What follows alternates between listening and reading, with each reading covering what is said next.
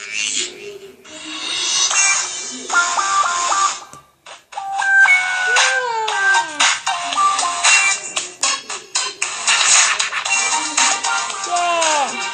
ơi, chị cho em chơi Slim hả?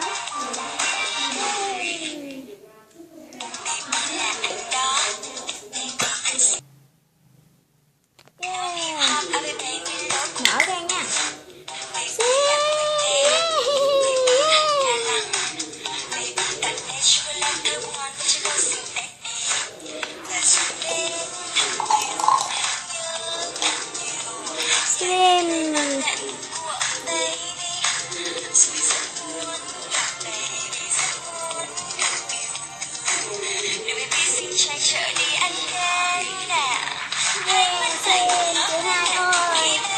Slim.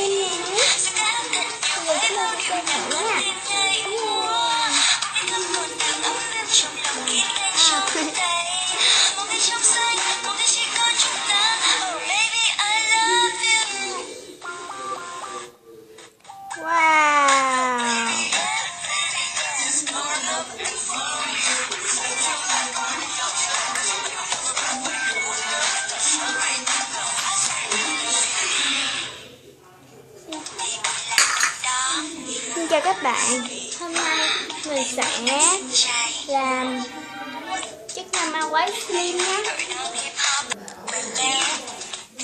Là chúng ta có nguyên liệu là một dung dịch rơ lưỡi cho em bé,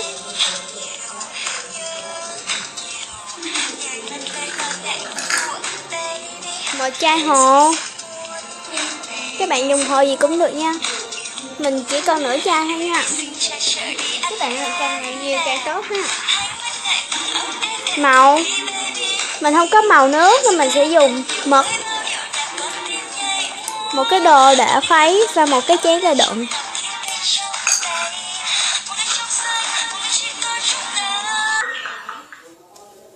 Và chai nước đó các bạn.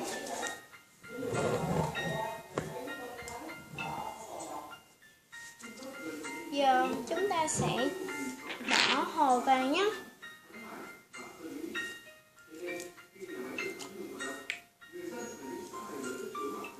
Sẽ bóc cái miếng này ra. Đổ hồ vào. Các bạn chơi lại một ít nhé.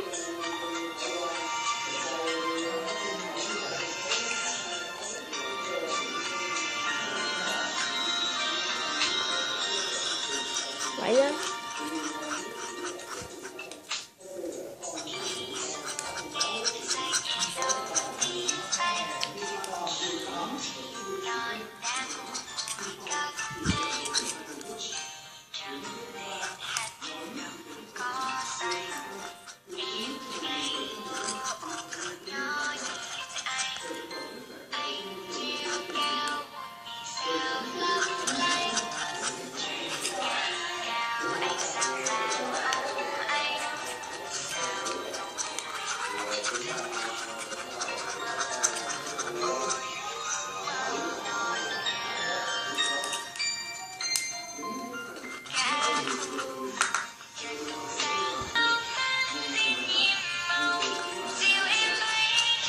Giờ mình sẽ cho nước vào nhé. Đây là nước.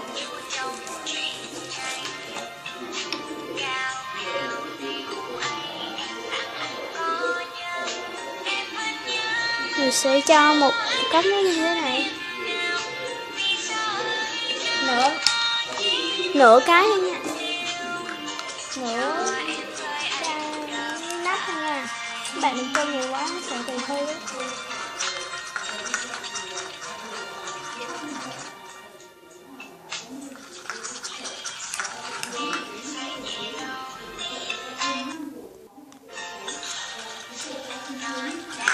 Thì mình sẽ cho mực vào nhé.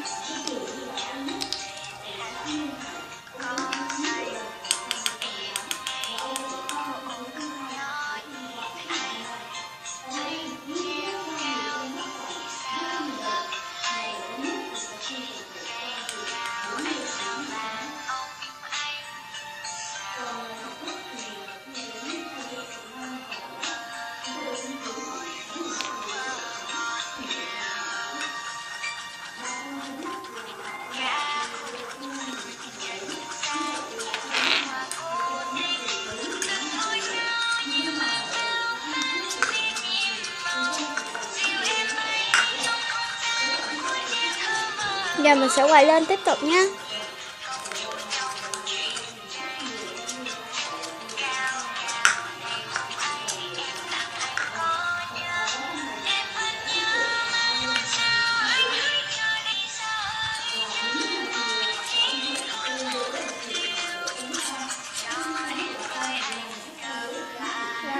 Giờ mình sẽ cho dung dịch tha lửa cho em bé vào nhé.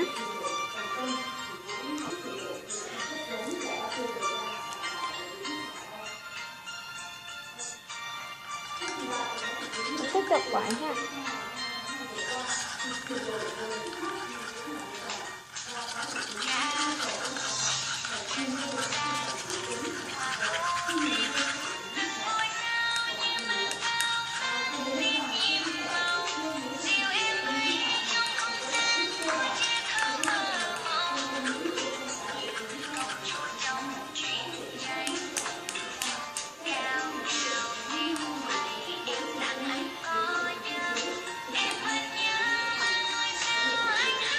Ta sẽ làm đây nhé. Vậy ha.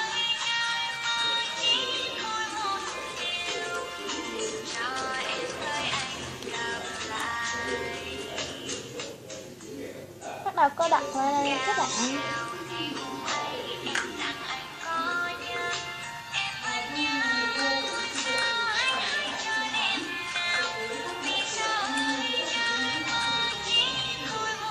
Wow, sắp làm xuyên thành công rồi.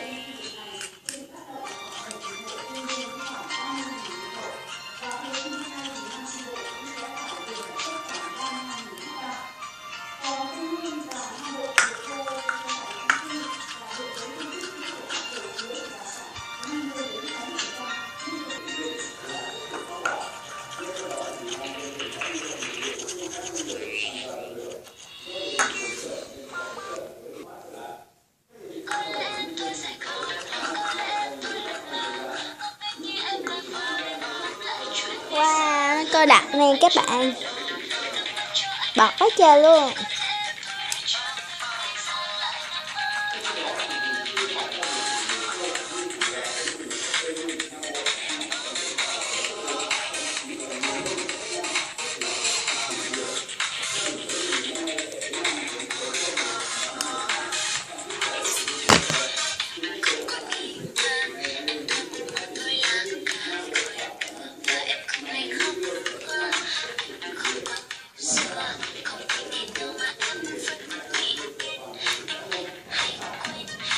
Bánh kem quá ha.